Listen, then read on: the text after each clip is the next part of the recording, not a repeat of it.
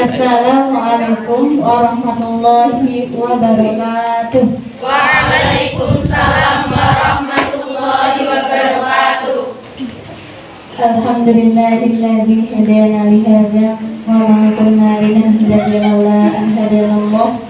Man yahdihillahu fala mudilla lahu wa man yudlil fala hadiya lahu. Wa la haula wa la quwwata illa billah. Amma ba'du. Sebelumnya yang kami hormati Bapak Ibu Guru yang tidak bisa kami sebut asmanipun setunggal-setunggal. Tentunya yang kami banggakan adik-adik, teman-teman semua dari SMP IT. Nah, SMP NU Nawamartika. Alhamdulillah siang hari ini kita bisa bertemu bermuajah di tempat yang insya Allah penuh dengan keberkahan ini. Amin Allahumma Amin. Habis sekolah capek gak ini? Capek.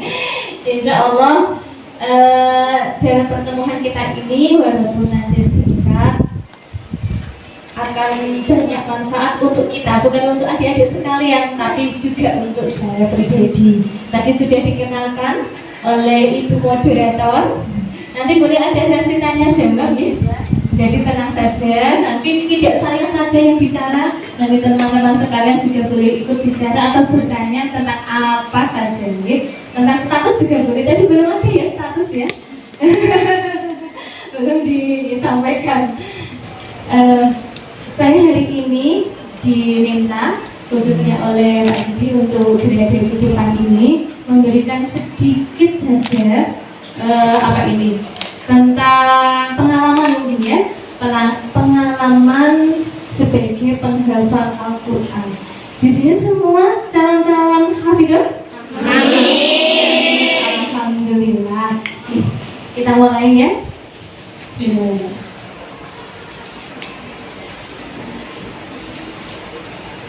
Ya, coba next.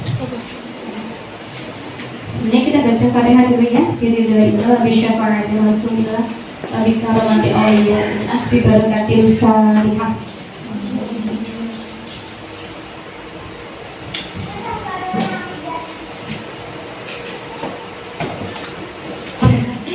Jadi hari ini kenapa saya sedikit memberikan profil ini kepada teman-teman sekalian? Boleh ya saya memanggilnya teman-teman? Agar masih terasa lebih muda. Teman-teman apa adik-adik ini? Teman-teman. Saya hanya ingin memulai sesi ini dengan sedikit membuka bagaimana kita ini sebagai penjaga kalam Allah tetap masih bisa memiliki sebuah aktivitas yang bermanfaat bukan hanya untuk diri kita sendiri, tapi bermanfaat untuk banyak orang. Yang penting satu, pintar membagi waktu. Tapi saya yakin teman-teman di sini semua ini sudah pandai membagi waktu.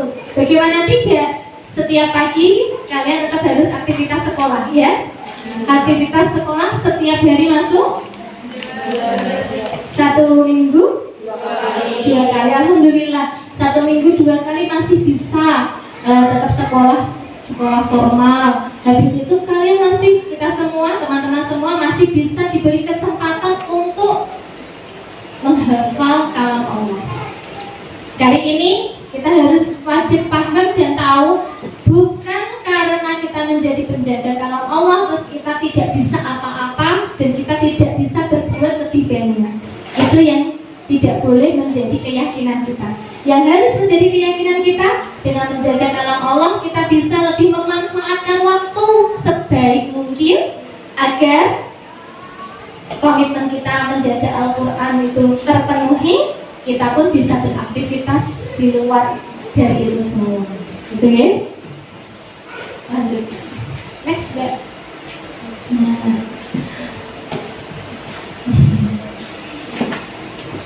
Yang pertama saya akan membahas ini teman-teman, betapa indahnya menjadi penghafal Al-Quran. Bisa jadi hari ini ada beberapa teman-teman yang menghafal itu karena dorongan dari orang tua, benar? Nah, sekarang saya tanyakan,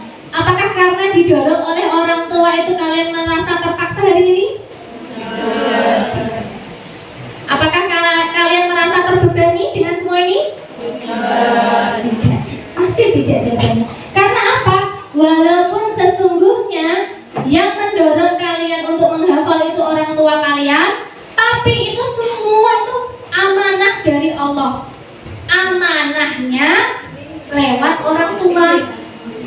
Delalah orang tua kalian punya keinginan punya anak menghafal Al-Quran, itu semua amanah, bisikan Allah, bisikan dari Allah, akhirnya menyentuh hati orang tua kita, dan orang tua kita mendorong kita untuk menjadi para penghafal. Yakin tidak seperti itu?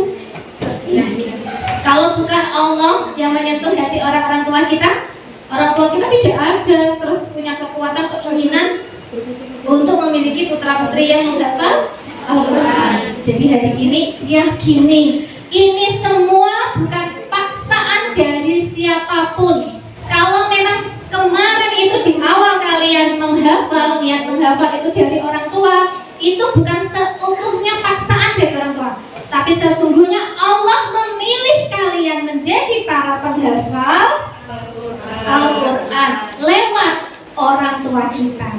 Setuju? Setuju. Tepuk tangan kalian semua.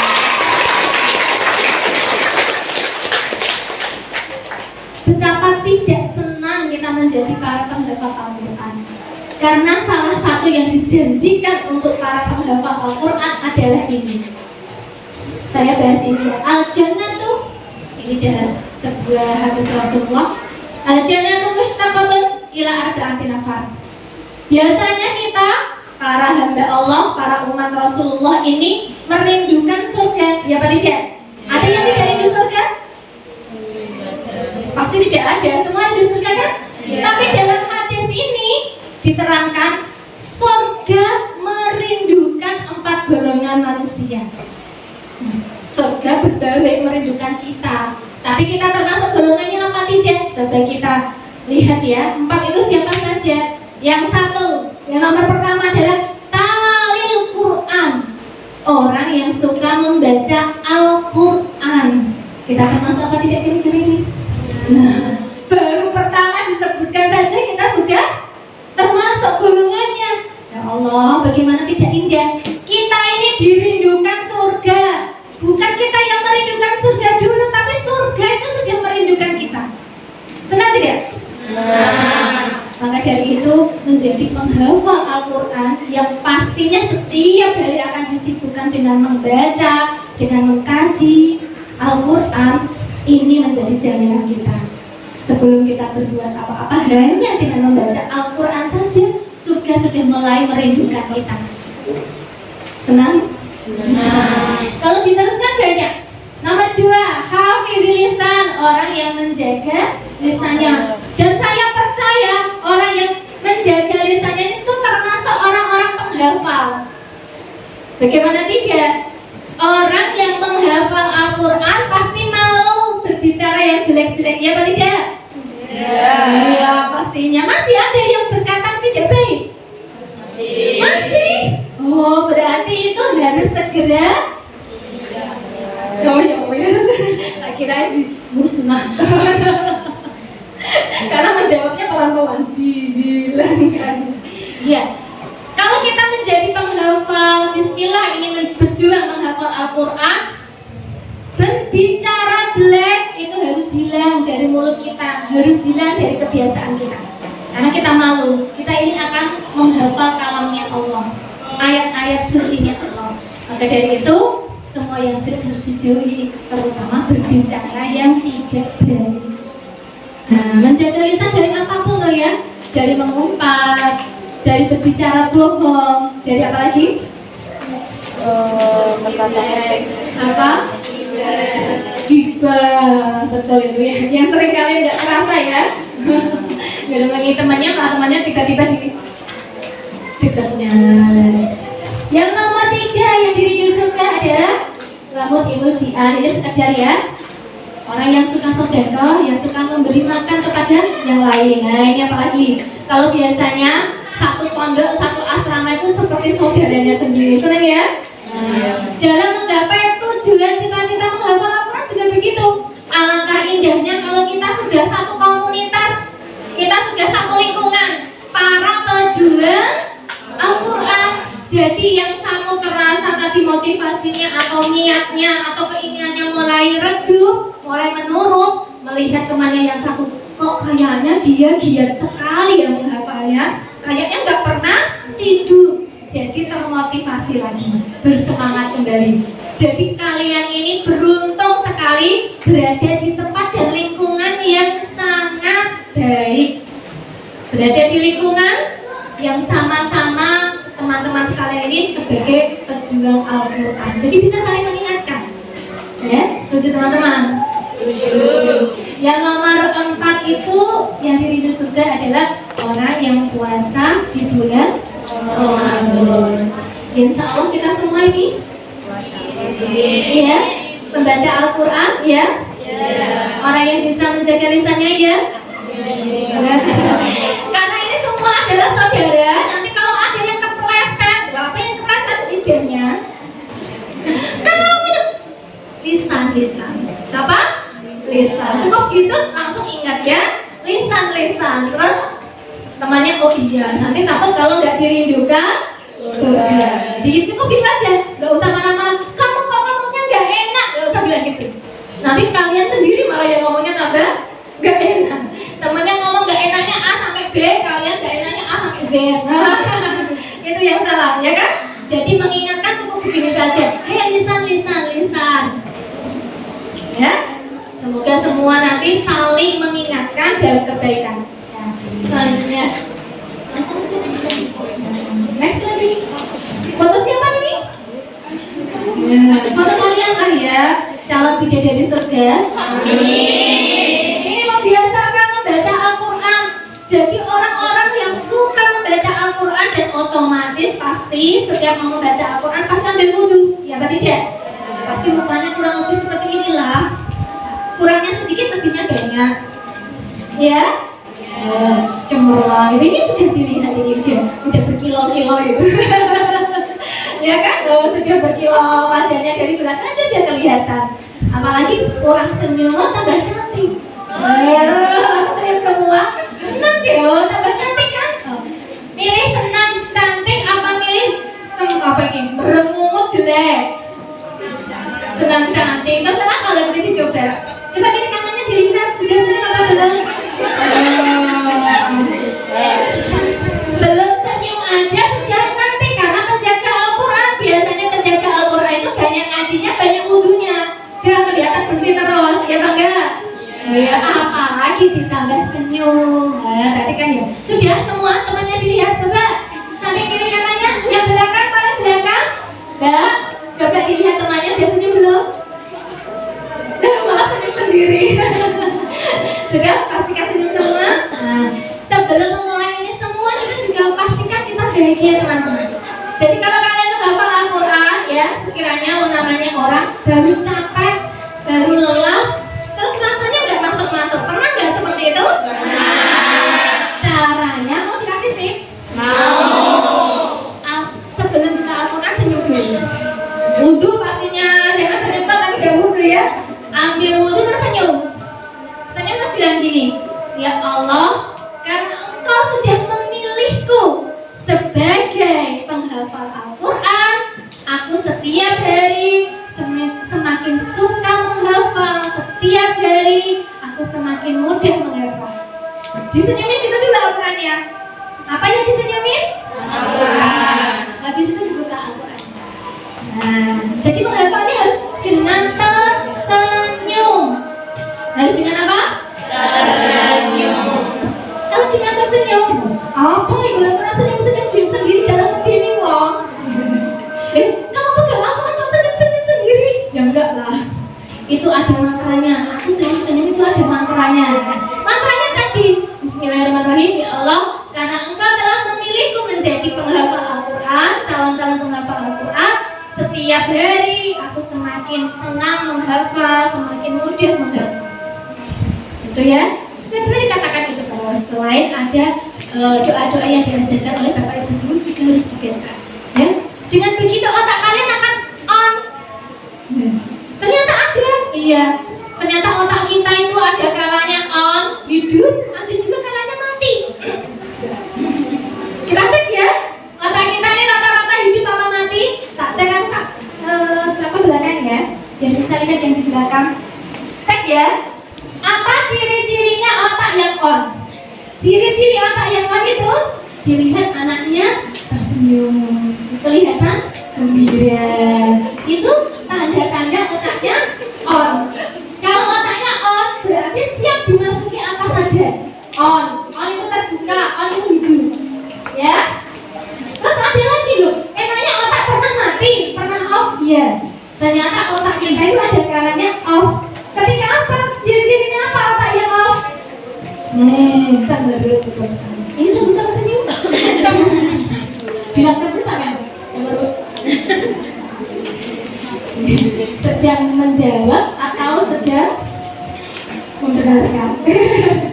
Otak yang off itu cenderung uring-uringan. Dibilangin temennya sedih apa? Mbak dengerin tak? Iya ini smoking. Hati-hati. Itu sedang off temanmu otaknya. Tinggalkan ya. Jangan dikasih tahu apapun. Karena kalau otak off, gak terima apapun. Kamu bilang apa aja, sebaik apapun bahasamu, sehalus apapun bahasamu, kalau mereka otaknya off, ya off aja, gak mau nerima, gak mau masuk. Ya kalian katakan gak masuk, ya kan? Nah sekarang sudah tahu kan perbedaan otak on sama off? Sebelum panjang kali lebar, saya menyampaikan, saya yakinkan dulu dan pastikan dulu ini otaknya sedang on apa off? On apa off? On. Coba dicek temannya, sudah on? Ngantuk. Tadi harusnya minumnya kopi apa? Saya itu kalau ngantuk minum kopi, iya saat minum saya melek, tapi kopinya habis saya ngantuk lagi. Ya iyalah minum kopi kosong ngantuk, ya kan? Udah on semua? Udah senyum semua? Udah. Ada yang bilang saya nggak bisa senyum karena pulangnya masih lama lah. Tenang saja. Ini saudaranya banyak. Di rumah berapa saudara kalian?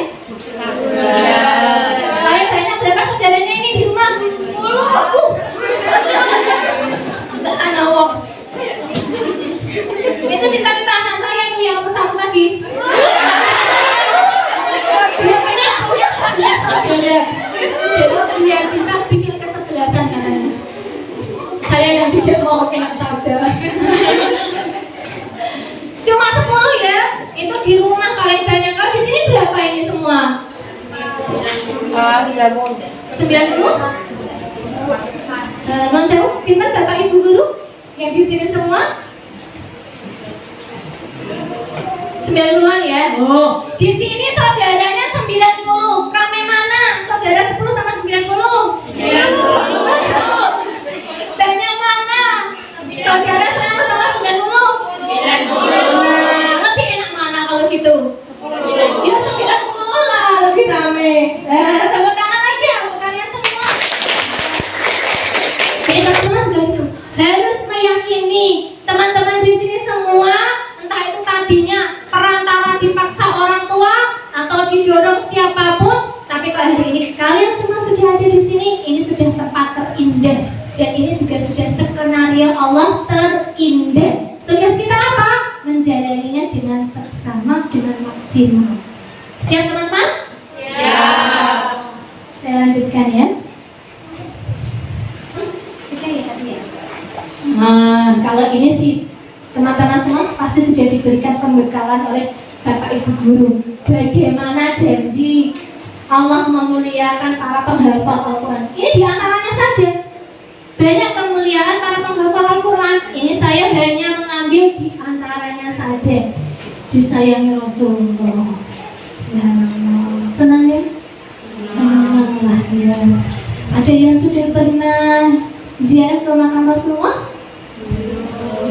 Kalau ada yang belum, kalau disayangi Allah, kemungkinan tidak dipanggil Rasulullah ke sana. Mungkin sekali. Kalau namanya disayang, jadi menjadi penghafal baru niat aja. Itu sudah dijanjikan banyak hal. Disayangi Rasulullah. Kalau sudah disayangi Rasulullah, apapun mudah. Ya Pak Gak? Jangankan untuk menggenggam dunia, syafaat untuk masuk surga pun diberikan Rasulullah. Pasti tidak. Pasti. Yang nomor 2, menempati tingkatan dataran tertinggi di surga. Subhanallah. Itu sudah tadi ya kita bahas panjang dan lebar. Orang tuanya dipakaikan mahkota di atas kapal. Ya Allah, bagaimana tidak kita bayangkan? Nanti kita sudah 30 juz selesai, ada haflah, orang tua kita menghadiri kita. Hari ini hadirkan keyakinan itu, afirmasikan itu semua. Saya haflah, kalian bisa bayangkan haflah itu seperti apa? Sudah pernah menghadiri acara haflah? Nah, kalau ada yang belum pernah, sekali-kali Bapak Ibu Guru mungkin bisa melihatkan YouTube acara haflah Al-Quran. Boleh Bapak Ibu Guru untuk membuat mereka melaju pesat, meraih impian itu kadang-kadang kita harus mengafirmasikan dalam bentuk video. Nah, teman-teman juga gitu, bayangkan kalian itu naik panggung dipanggil ya. Nah, soal saya ya, Siti Khadijah binti Bapak Abdul Rauf. Naik. Terus di depan situ ada orang tua kalian, menunggu kalian sambil sesenggukan, meneteskan air mata, penuh dengan kebanggaan mempunyai anak yang seperti kalian sudah berhasil berjuang untuk menghafal Al-Quran. Dan ini jangan sekalian bilang Bapak Ibuku itu bukan penghafal. Kalau ada yang seperti itu ya, saya juga Bapak Ibu saya nih, hanya seorang petani biasa. Jadi bukan karena Bapak Ibu kalian itu sudah penghafal, aku kok harus menghafal kok enak.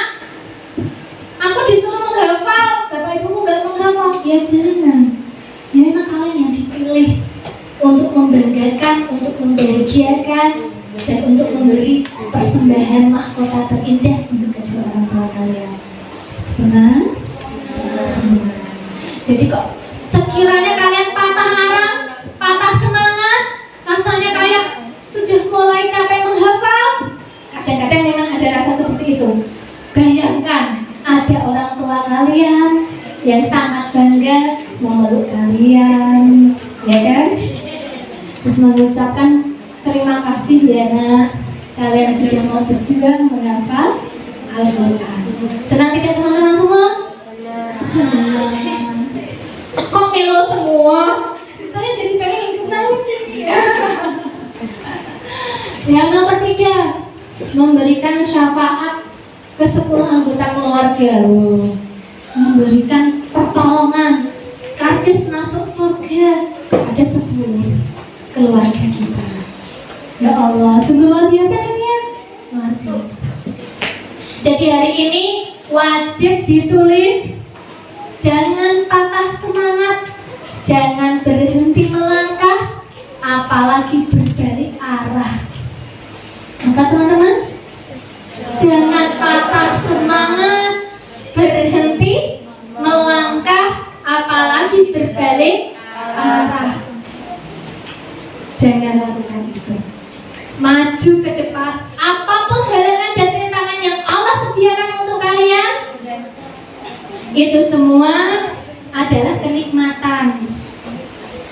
Ada yang hari ini sama-sama kelas 1, kelas berapa ya? 7 ya, baru saya sekarang ya. Kelas 7, ada yang kelas 8, temannya sudah dapat 8 juz.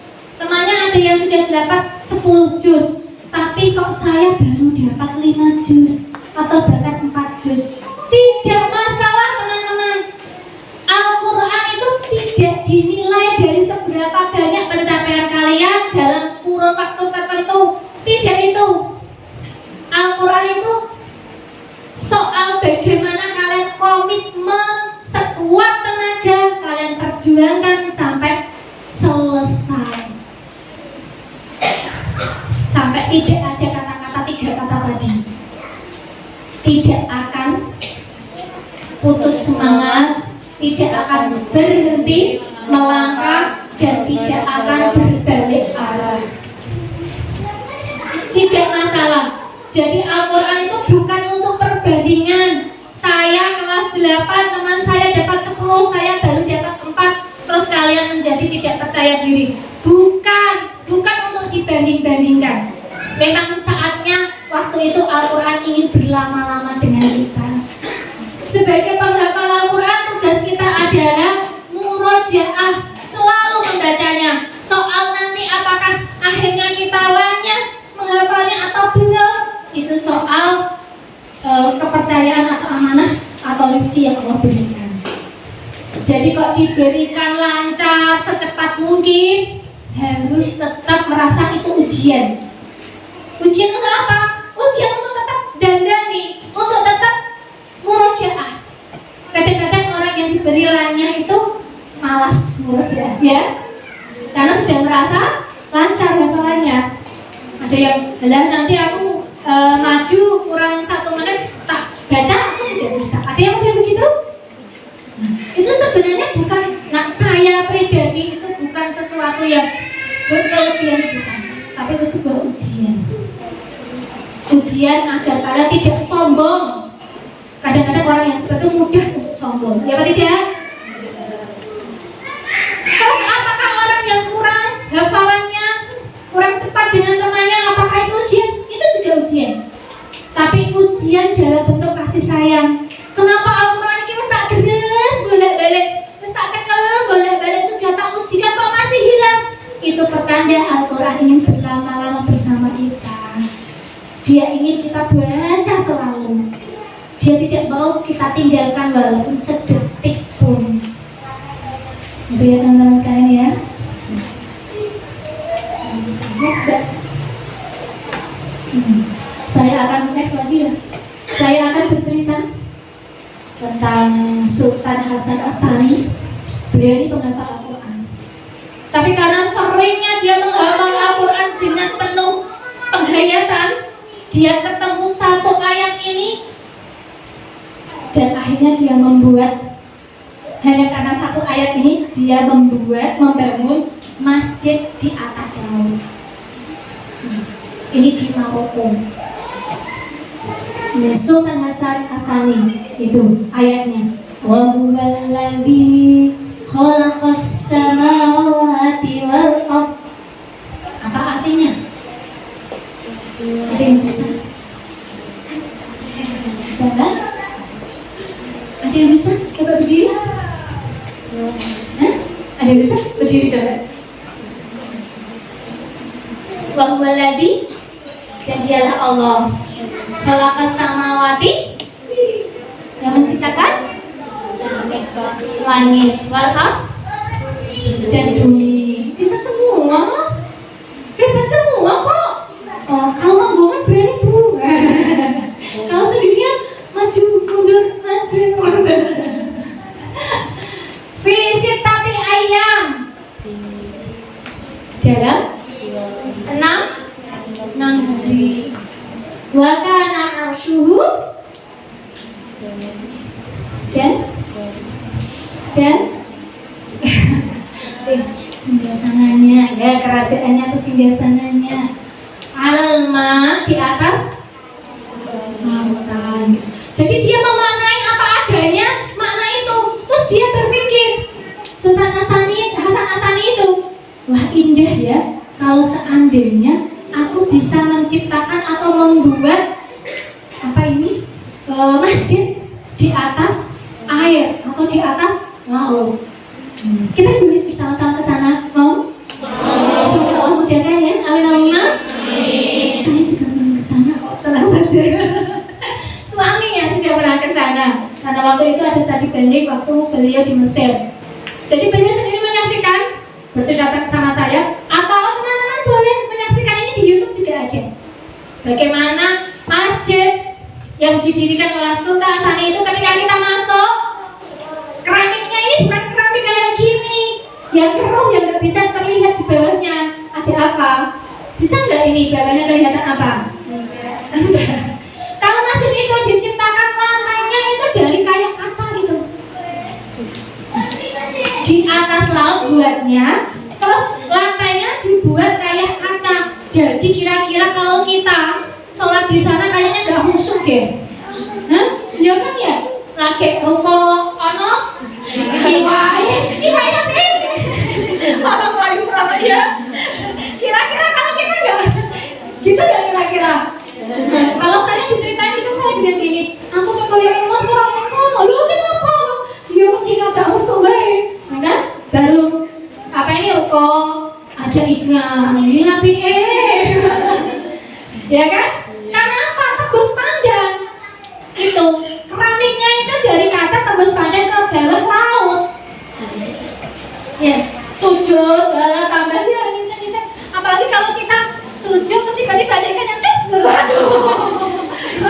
Belum selesai bacaan sujudnya malah kita langsung segera berdiri, ya Pak, kira-kira. Tapi janganlah ya, semoga kita nggak seperti itu, jadi nanti bisa benar-benar menikmati suasana sholat di masjid ini yang didirikan oleh Sultan As-Sani di Maroko. Ya, semoga kita semua diberikan kesempatan ke sana. Teman-teman sekalian juga begitu. Jangan khawatir kalian bilang kalau saya hanya menghafal saya tidak akan dapat ilmu apapun. Allah itu maha besar, Allah itu memiliki ilmu. Jadi bisa jadi kalian nanti akan tercipta atau menjadi penghafal seperti Sultan Hasan As-Sani yang membaca satu ayat saja terinspirasi akhirnya bisa membuat sesuatu yang besar. Kalau Allah izinkan mungkin dia itu kita lakukan? Mungkin dan pasti bisa. Tadi yang penjaga Al-Quran sangat dirindu oleh surga. Selanjutnya, bagaimana tidak kita sangat beruntung dipilih Allah menjadi penjaga Al-Quran. Walaupun sebenarnya itu istilah penjaga Al-Quran istilah saja ya. Karena yang menjaga Al-Quran di dunia ini, di bumi ini itu Allah, bukan kita. Ya kan ya? Jadi kita itu hanya dipilih Allah untuk berjuang menghafal kalamnya. Tapi kalau kita sudah berjuang menghafal kalamnya, sungguh nikmat. Karena apa? Ternyata ada ayat ini. Ada yang hafal ini? Mau membacakannya dengan keras?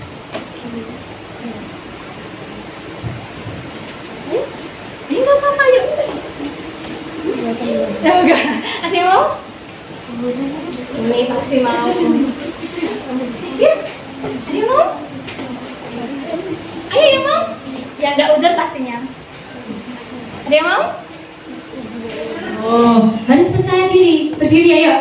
Saya kasih 3. Hitungan 3. Yang berdiri akan saya kasih hadiah. 1. Maaf Pak. 3 level Pak. 1. Ini sudah ada ayatnya, tinggal membaca. 2. 3.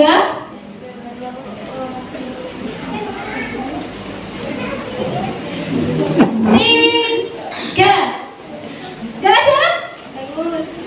Gak ada beneran nih?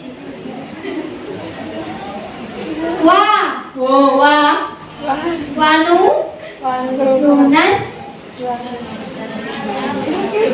Wanunas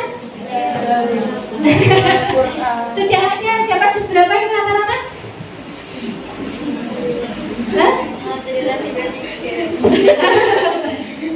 Alhamdulillah 1, 2, 3.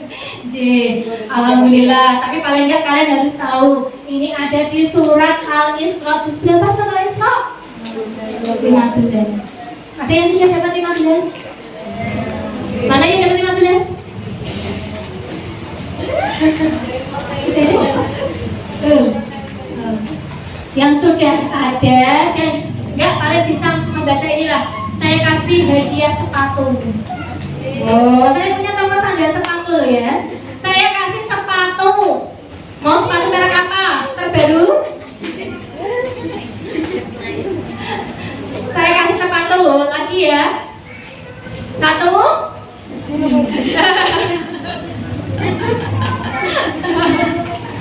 PR ya Bu ya. Boleh nanti anak-anak mencarinya ya Bu ya. Kadang-kadang kalau kita dikasih sebuah teori, terus kita tidak mencari sendiri, itu kurang mengenal. Jadi nanti PR untuk teman-teman sekalian dikumpulkan kepada Bapak Ibu Guru pastinya. Maksud saya kesini lagi mengumpulkan PR. Ini harus didapatkan, ditemukan ayatnya, habis itu dibaca dan dihafal 1 ayat saja, nggak banyak-banyak. Berapa ayat? 1 saja. Ini saya nggak baca. Nanti kakak saya baca ya kalian. Kan udah termasuk anak-anak penghafal itu biasanya cerdas. Dikasih satu aja bocoran bacaan ya wes hafal, pasti tidak akan mencari. Saya tidak membacanya biar kalian mencarinya. Setuju? Setelah sama Bapak Ibu guru ya. Satu ayat saja kok ini. Nah, yang artinya dan kami turunkan dari Al-Quran suatu yang menjadi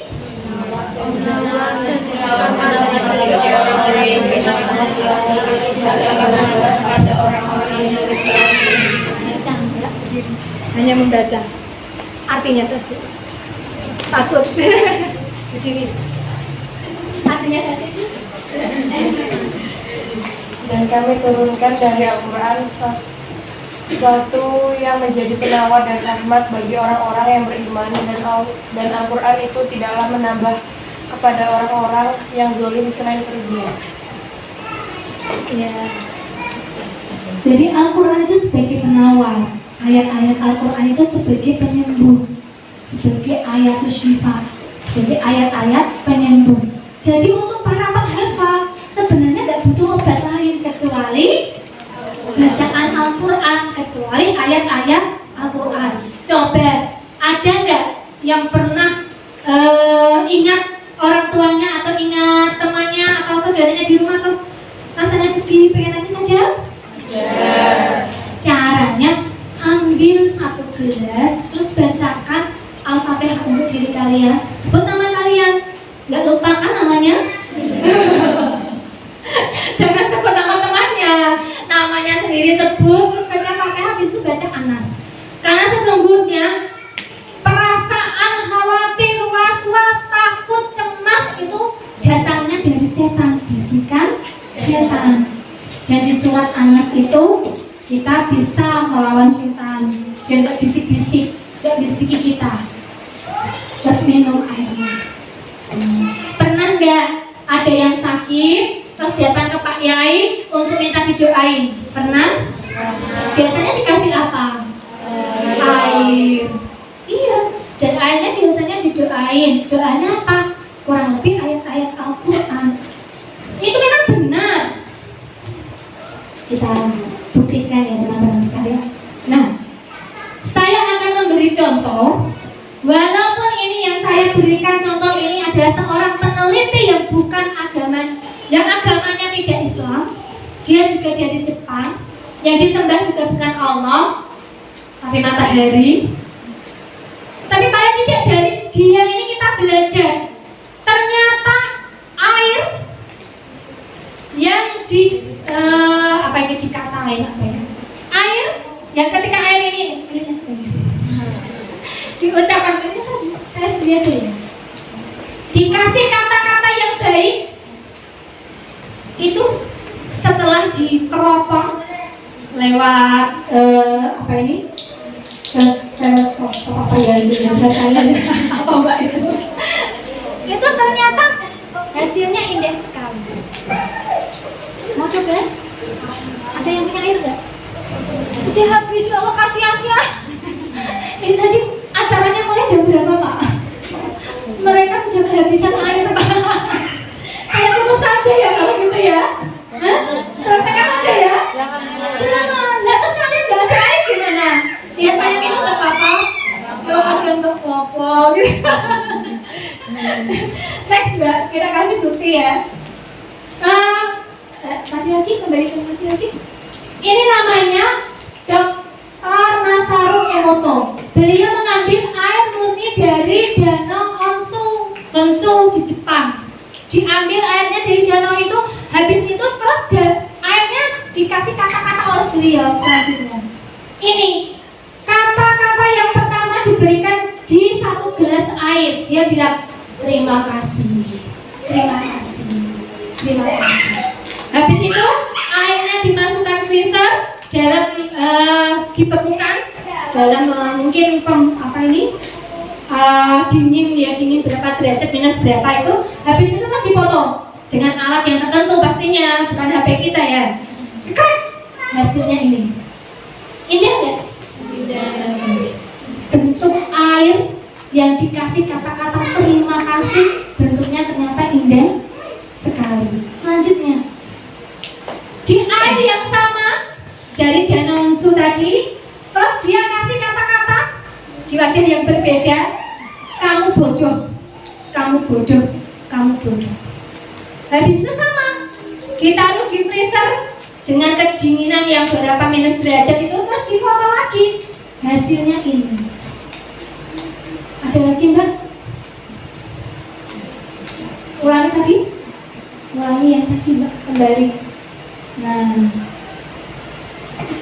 kamu bodoh, kamu bodoh. Hasilnya ini. Ini hasilnya.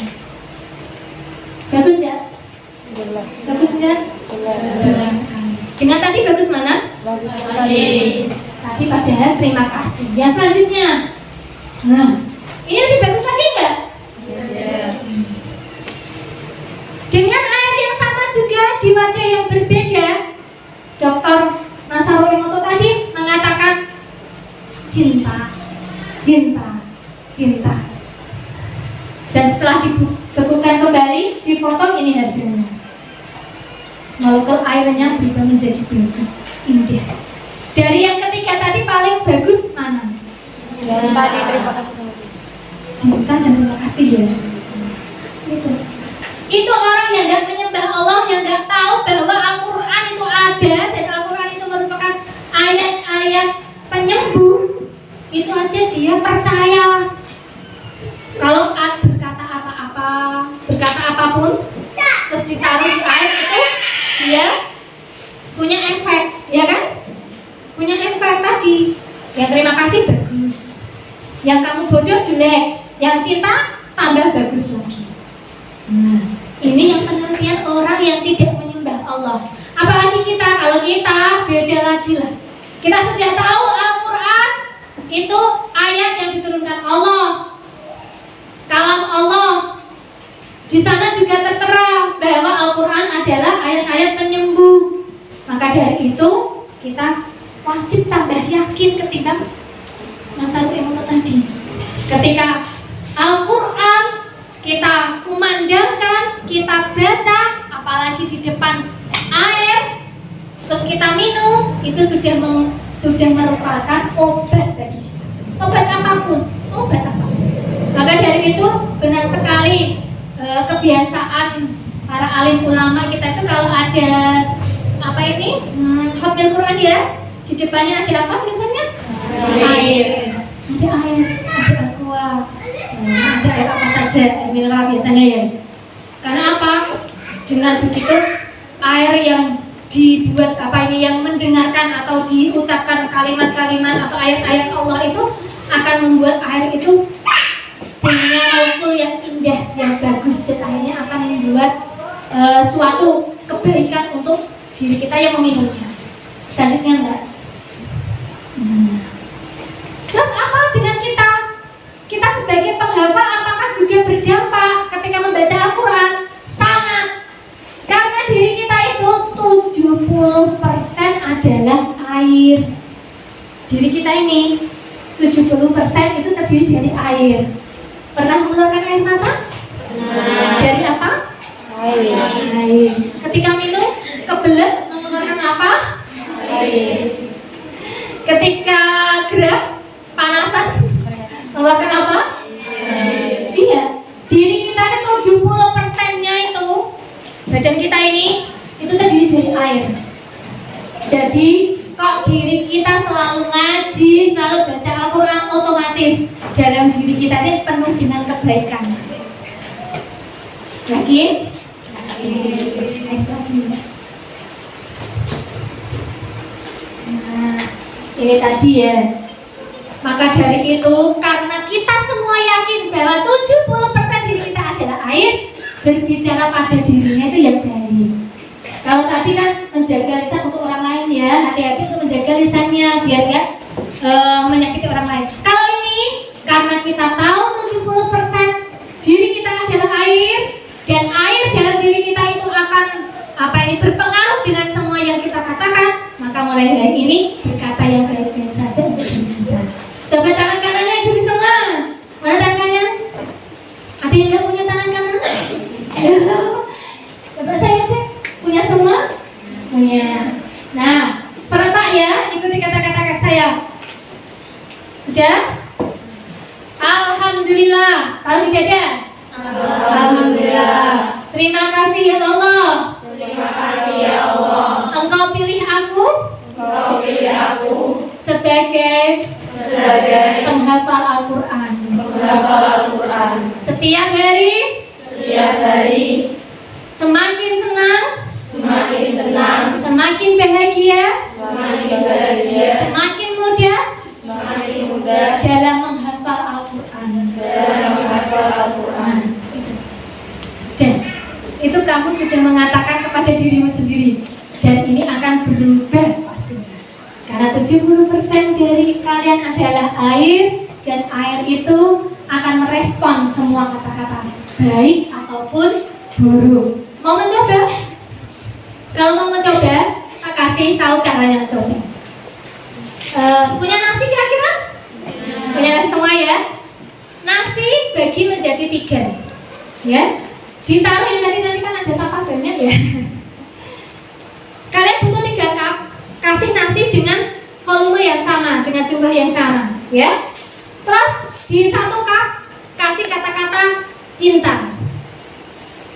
Yang satu lagi kasih kata-kata benci. Aku benci kamu, kamu bodoh. Pokoknya kata-kata jelek, apapun. Kasih kata-kata itu tempel di sini, ya. Yang ketiga kasih ucap 2 aja lah. Berarti nanti kamu bingung, 2 aja, ya. Tadi kata-kata terima kasih, cinta. Yang kedua kata-kata yang semua yang jelek. Ini asrama perkamar. Iya, perkamar. Kalau perkamar boleh ini dilakukan 1 kamar setiap harinya. Ini ditaruh di tempat yang kurang lebih sama kayak ini ya, pencahayaannya sama tapi agak ke sini. Setiap hari kalian ucapkan itu sesuai dengan tulisan yang tertera. Yang tulisannya terima kasih, aku cinta kamu. Katakan itu. Terima kasih, aku cinta kamu. Itu dari yang satu ya, kamu bodoh, kamu jelek, aku benci kamu. Itu terus setiap hari ya, setiap hari katakan itu. Tapi mereka harus kalian tutup ya, jangan dibiarkan terbuka. Semua tertutup. Tadi isinya nasi itu ditutup. Itu pakai apapun, yang penting rapat. Nanti 1 minggu kemudian atau kalian lebih sabar, 2 minggu kemudian buka. Itu tadi buka. Tapi setiap hari harus kalian mengucapkan itu ya, kata-kata itu buka. Saya sudah pernah lakukan eksperimen itu. Yang saya kasih tulisan dan saya setiap hari katakan cinta, terima kasih. Itu saya buka, harum. Dia busuk bentuknya, tapi harum. Tapi yang nasi 1, ya saya kasih kata-kata tulisan bodoh, jelek gitu. Saya buka, blokean. Hati-hati. Kalau kalian nggak kuat, nggak usah dicium. Pokoknya dilihat saja. Itu benda yang tidak hidup bisa merespon kata-kata yang seperti itu. Maka dari itu, teman-teman sekalian wajib memberikan cap atau wajib berbicara yang baik pada dirinya sendiri juga wajib. Ya, siap? Ya. Next. Maaf ya bisa tadi. Next lagi Mbak. Nah, tentang hafidz lisan saya juga mau bercerita. Ada yang pernah punya cerita dimarah-marahi orang tua? Ada. Kok banyak? Ada apa semua? Semua. Kok semua?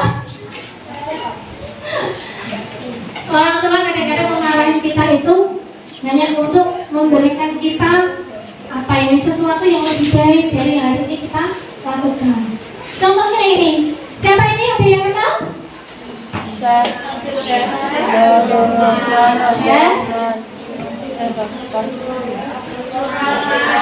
Yang kenal siapa? Syekh.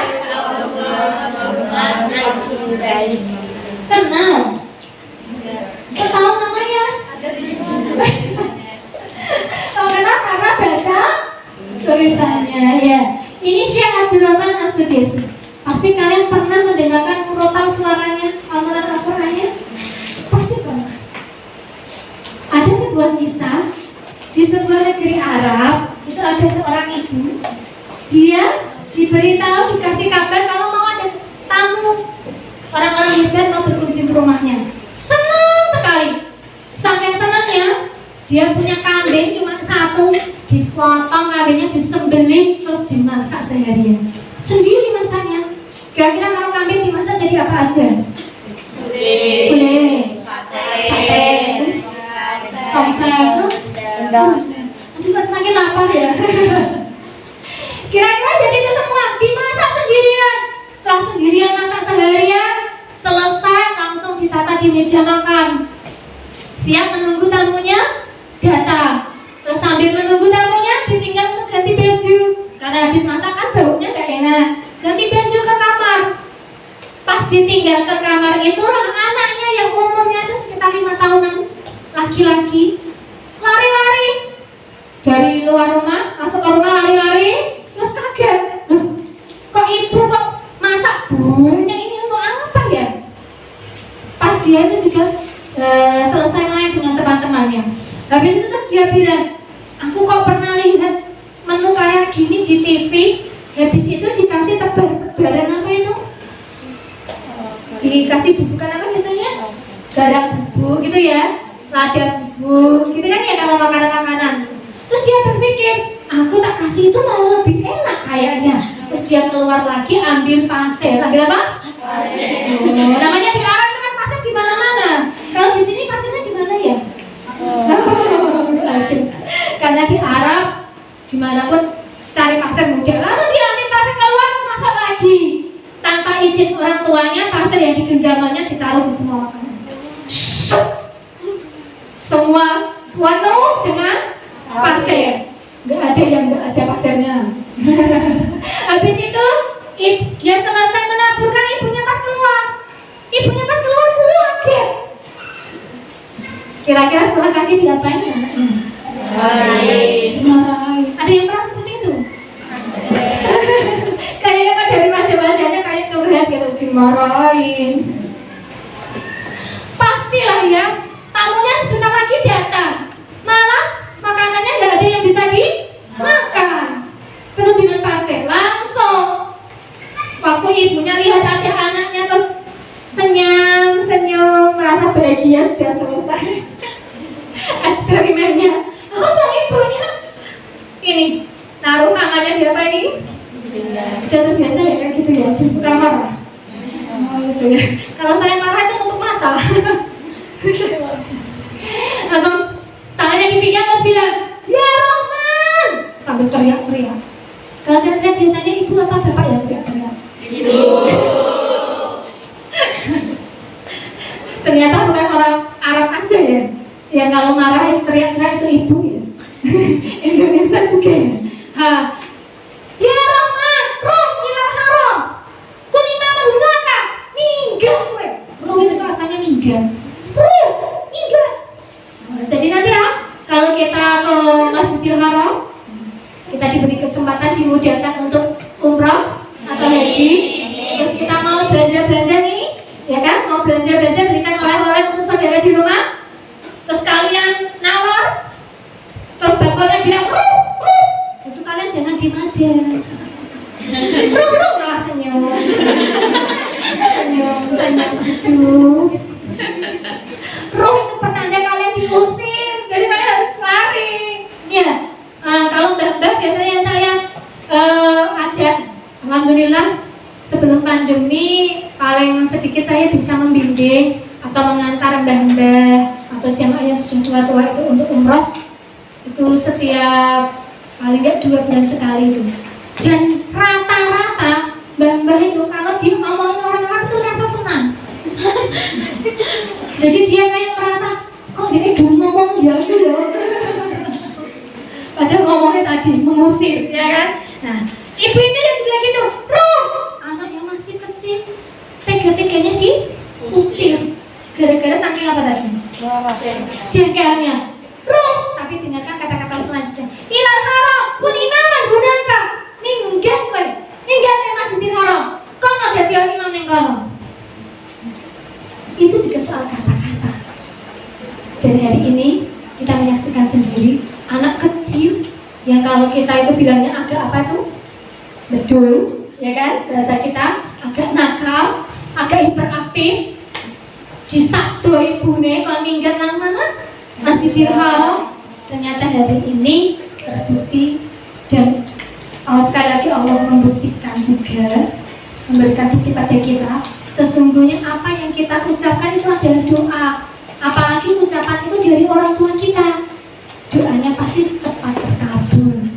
Maka dari itu teman-teman, berbuatlah yang terbaik untuk orang-orang tua kita, agar orang-orang tua kita selalu berdoa atau mengatakan yang baik-baik saja untuk kita. Ya kan? Itu adalah kisah masa kecil dari Syekh Dr. Abdul Rahman As-Sudais. Sekarang kita menjadi saksi nyata, saksi hidup bahwa beliau itu yang dulu kecilnya seperti itu, masa kecilnya karena sabtu dari ibunya tadi disuruh minggat kemana? Masjidil Haram. Disuruh jadi apa? Imam. Dan hari ini beliau benar-benar menjadi imam besar Masjidil Haram. Tepuk tangan.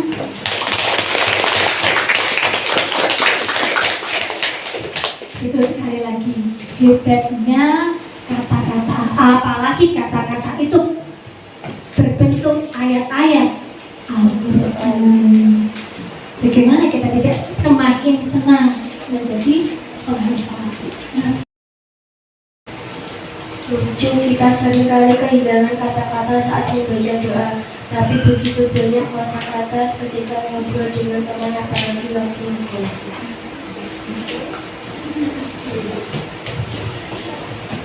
Dunia adalah perhiasan semata dan sebaik-baik hiasan adalah wanita salihah.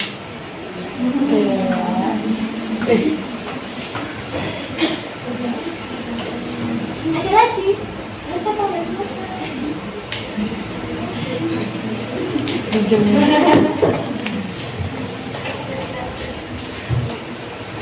Tips merawat kecantikan.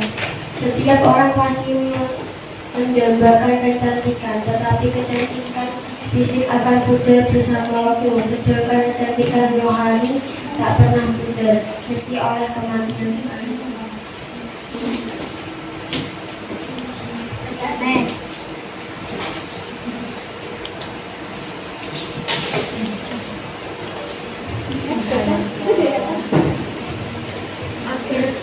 Agar bibirmu menarik, maka ucapkanlah hanya perkataan yang baik-baik.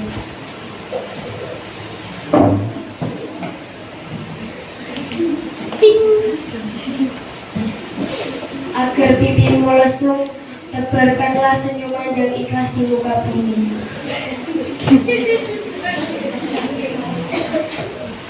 Agar bola matamu indah menawan, lihatlah selalu kebaikan orang lain.